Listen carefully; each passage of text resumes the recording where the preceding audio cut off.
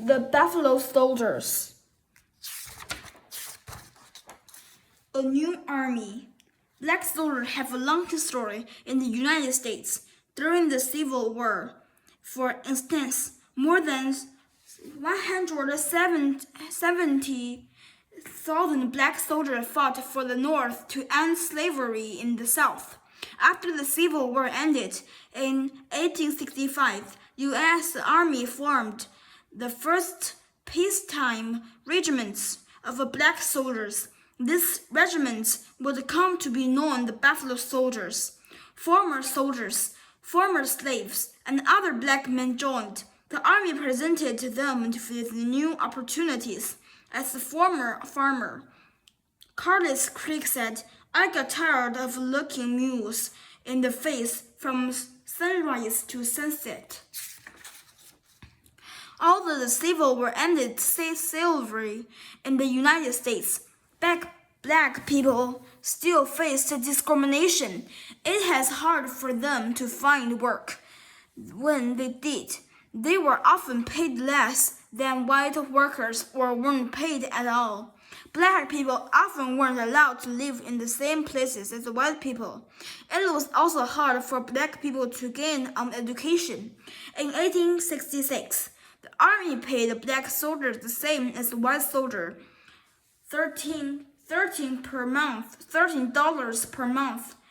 Black soldiers needed to write messages and understood orders and maps. Those who couldn't were taught to read or write. The army provided them with food, clothes, shelter, work, and the chance of adventure. Most of these men were being sent of the western frontier, the Great Plains desert and mountains west of the Mississippi. The original Buffalo Soldiers, two of the blacks united, formed in 1866, were the 9th and 10th Cavalry Regiments. Many historians consider the 10th to be the original Buffalo Soldier. Like the other black regiments, the 10th Cavalry faced many challenges. Many white soldiers and officers didn't think black soldiers should serve in the army. They gave the black soldiers old or lame horses, as well as poor or damaged supplies. The food that black soldiers received was never as good as the food for white people. If a white soldier stole from or hurt black soldier, the white soldier often went free. Despite such treatment, the 10th Cavalry and the other regiments of the black soldiers continued to perform their duties. The regiments were often praised for their work and conduct. Black soldiers were much less likely to quit. Out west, the West was a wild place during the late 1800s. More and more settlers were moving into the area. Outlaws often stole cattle and horses. They also robbed banks as well as stagecoaches, which provided important supplies and mail to the settlers.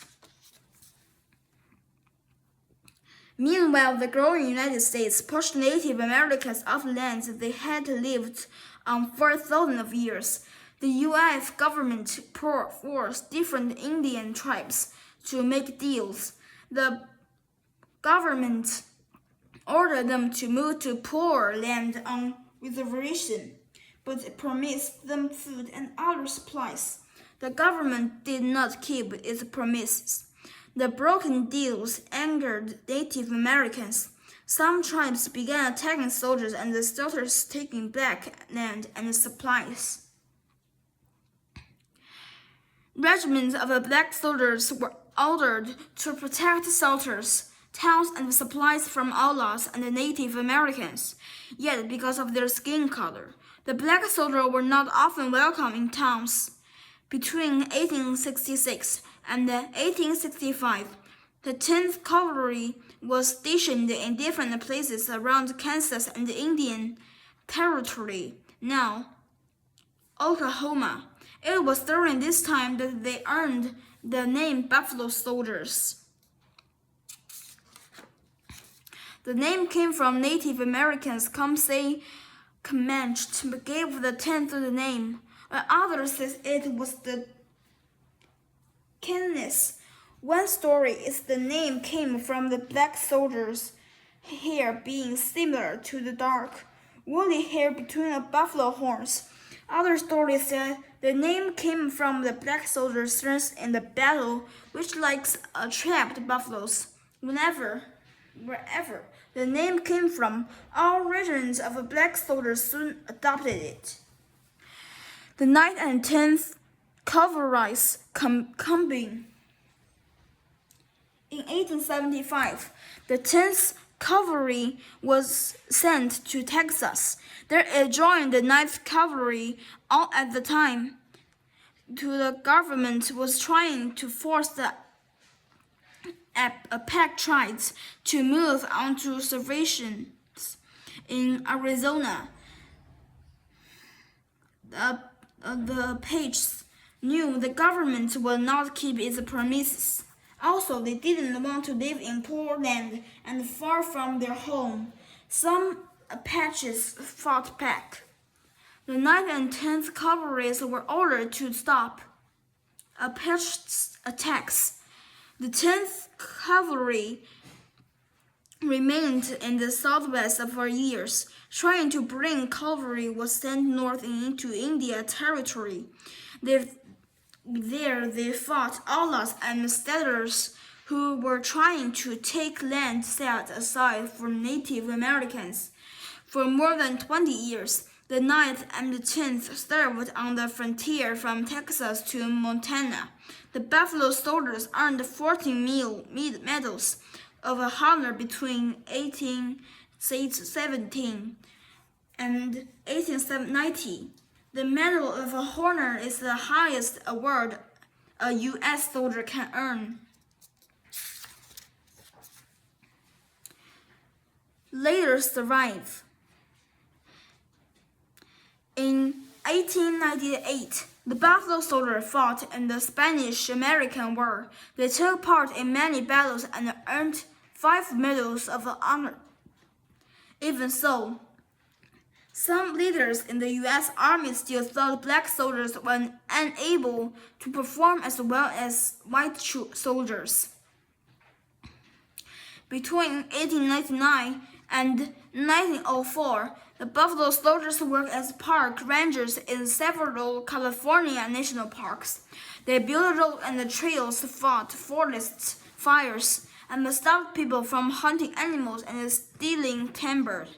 During World Wars I and the II, new black regiments formed. They were still called the Buffalo Soldiers, and were still led by white officers.